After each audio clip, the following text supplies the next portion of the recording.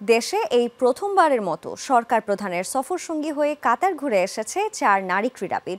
কাতারের এই সফরে দেশটির ক্রীড়া কাঠামোর সবই ঘুরে দেখার অভিজ্ঞতা সঞ্চয় করেছেন আফিদা সুমাইয়ারা। মূলত কাতার ফাউন্ডেশনের তত্ত্বাবধানেই লুসাইল স্টেডিয়াম, কাতারের স্কুল ক্রিকেট প্রজেক্ট, পিএসজির একাডেমির যাবতীয় কার্যক্রম দেখে এসেছেন বাংলাদেশের নারী ক্রীড়াবিদরা। কাতারে আর্থনা সম্মেলনে প্রধান উপদেষ্টা ডক্টর মোহাম্মদ ইউনূসের সফর সঙ্গী হয়েছিলেন বাংলাদেশের এই 4 নারী ক্রীড়াবিদ। দেশে ফিরে ফরেন সার্ভিস একাডেমিতে এক সংবাদ সম্মেলনে তারা জানিয়েছেন কাতার সফরের অভিজ্ঞতা। সেখানে নারী ফুটবল দলের অধিনায়ক আফিদা জানিয়েছেন, কাতারের লুসাইল স্টেডিয়াম ঘুরে দেখতে পেয়ে তার স্বপ্ন পূরণ হয়েছে। অনুভূতিটা একদম স্বপ্নের মতো ছিল, কারণ যেখানে আর্জেন্টিনা ওয়ার্ল্ড কাপ হাতে নিয়ে উল্লাস করছে, তো ওই মাঠে গিয়ে আমরা মাঠটা দেখতেছি, তো তখনই মাথার মধ্যে আসছিল যে চোখের সামনে ভাসতেছিল যে আর্জেন্টিনা ওয়ার্ল্ড কাপ নিয়ে মেসি একটু করে আগে গিয়ে উল্লাস করছে। আফিদার মতোই উচ্ছ্বাস ছিল রিপার কণ্ঠেও।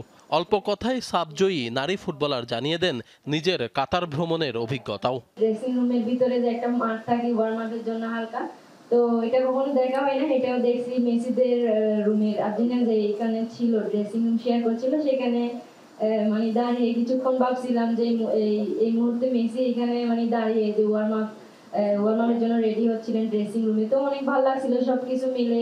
দোহায় আর্থনা সম্মেলন চলাকালীন এক ফাঁকে প্রধান উপদেষ্টা ডক্টর মোহাম্মদ ইউনূসের সঙ্গে এক বৈঠকে বাংলাদেশের নারী খেলোয়াড়দের জন্য সুযোগ সুবিধা বৃদ্ধির প্রতিশ্রুতি দেন কাতার ফাউন্ডেশনের CEO Sheikh Hind bint Hamad Al Thani.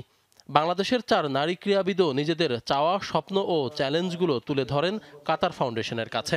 রিহ্যাবের ব্যাপারটা বেশি কথা বলেছে এই জন্য যে আমাদের বাংলাদেশের রিহ্যাব ফ্যাসিলিটি খুব একটা বেশি ভালো নাই, আর ওখানে যে রিহ্যাব সেন্টারটা আছে, ইনজুরি রিহ্যাব সেন্টারটা, ওটা বিশ্বমানের এবং বিশ্বের সব বড় বড় খেলোয়াড়রা আসে ওখানে ইনজুরি রিহ্যাবের জন্য। বিশেষ করে আমাদের মেন নিয়ে ছিল যে ওই দেশের ক্রিকেটটা কোনোভাবে সচল করা যায় কিনা, আমরা ওইটা নিয়ে কথা বলছিলাম ওনার সাথে।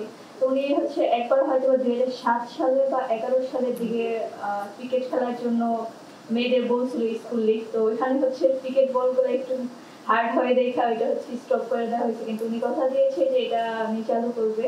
এ সময় সাংবাদিকদের বিভিন্ন প্রশ্নের উত্তর দেন প্রধান উপদেষ্টার ডেপুটি প্রেস সচিব আজাদ মজুমদার।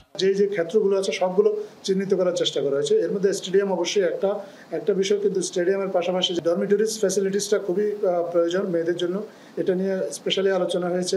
পাশাপাশি জিমনেশিয়ামের জন্য আলোচনা হয়েছে এবং ইনজুরি রিহ্যাব এটা নিয়ে আলোচনা হয়েছে। এই 3টা বিষয়কে স্পেশালি ফোকাস দেওয়া হয়েছে। আর এর সাথে অন্যান্য যে বিষয়গুলো আছে সেগুলো নিয়ে তো আলোচনা হয়েছে।